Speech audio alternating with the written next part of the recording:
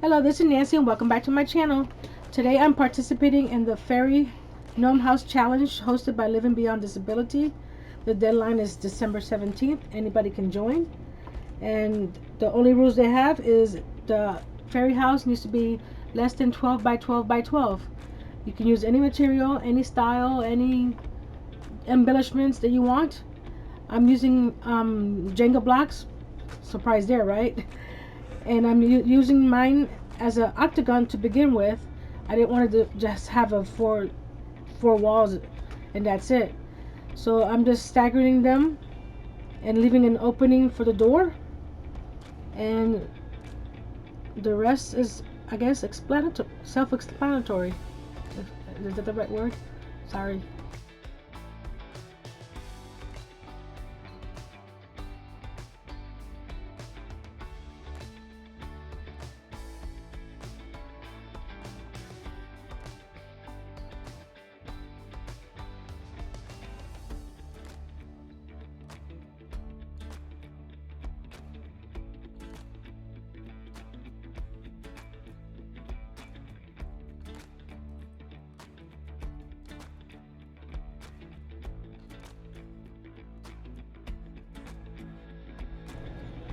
I stagger my blocks as I go up, and as I go up higher, I bring them in a little bit more so that it closes up the dome of my fairy house.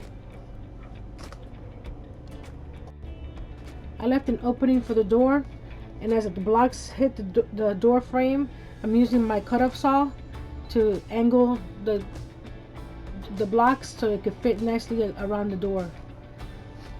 And on one of the layers of the Jenga blocks around the walls, I'm cutting my blocks in half so I can have an opening in the center for light to come through.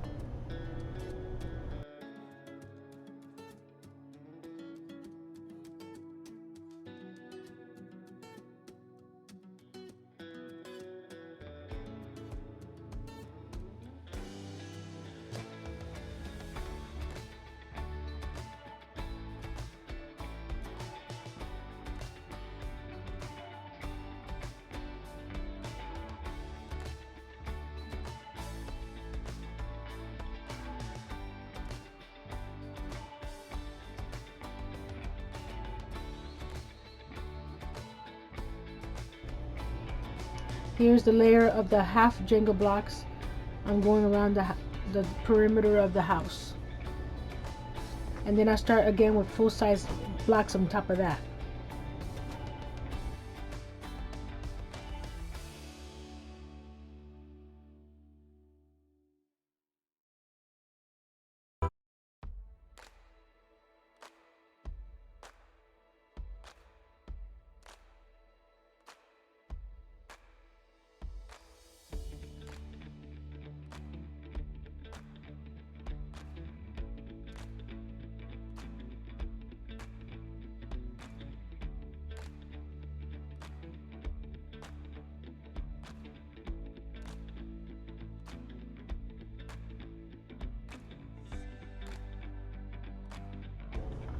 I'm using these wood slices that I got from Hobby Lobby to use as the steps for the fairy house. Here I'm using my miter shears to cut off a piece to make it flush with the front of the door. And then I stack 3 of them on top of each other to make steps.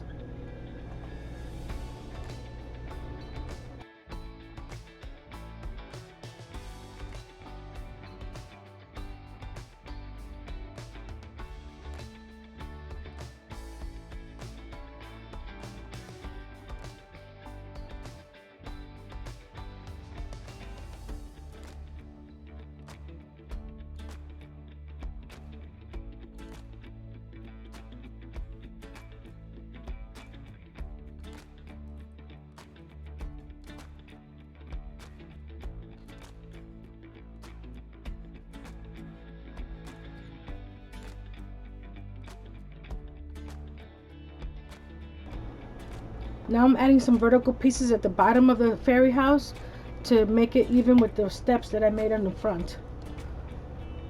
And then I add some popsicle sticks across those to cover the openings.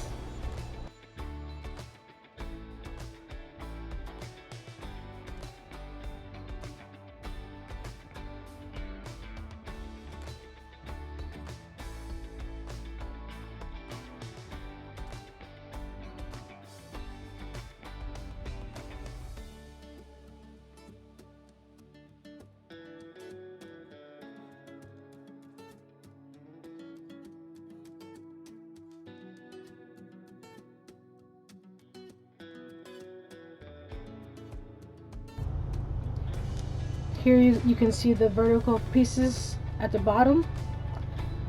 Now I'm using some Dollar Tree lightweight spackling to cover some holes in between the blocks so light won't come through, only in that one section in the middle where I cut the blocks in half.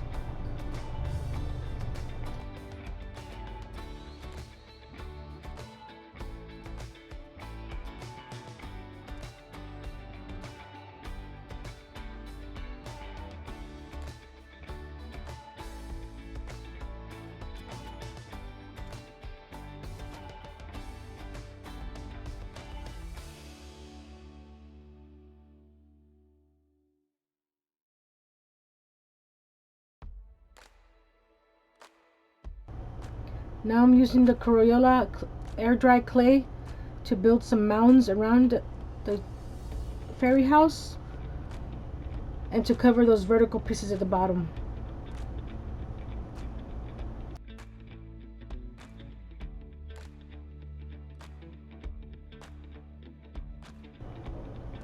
And here's what the mounds look on the side of the house, of the little fairy house. I used some other wood slices and cut them in half to put on the sides to give it some interest.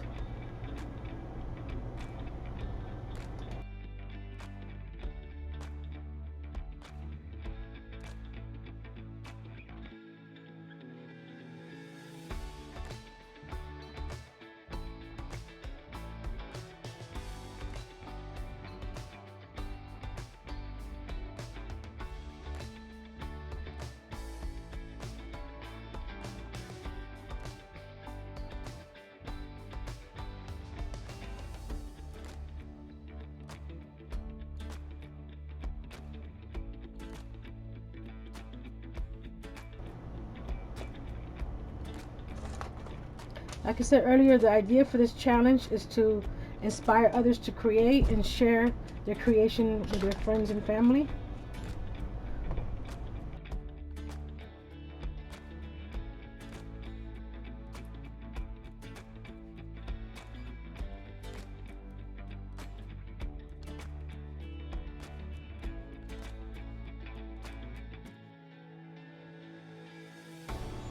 Now I'm adding a tube at the top to make a chimney, and I'm also going to be covering that with the Crayola spackling. I mean, not spackling, the air dry clay. I use this stiff paintbrush to add texture to the air dry clay on the top to make it look like more like concrete.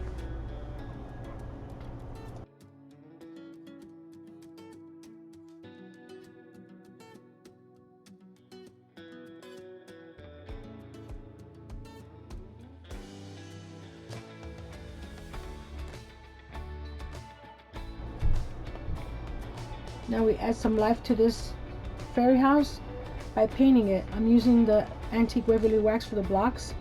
For the chimney on top, I'm using mineral and elephant mixed up to make it look like concrete. And for the grass, I'm using Craft Smart and Camouflage, a premium chalky paint that I got at Michael's on clearance.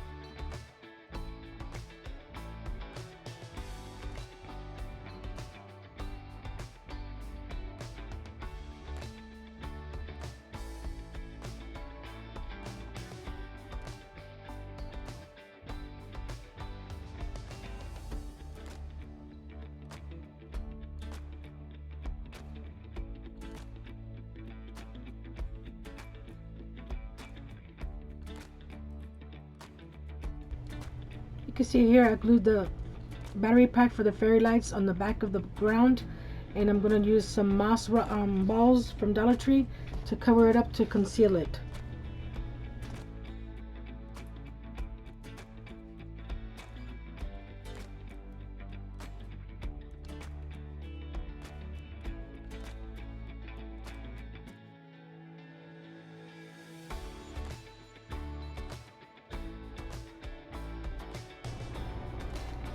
If you're liking this content, give it a thumbs up. If you haven't subscribed, go ahead and do it.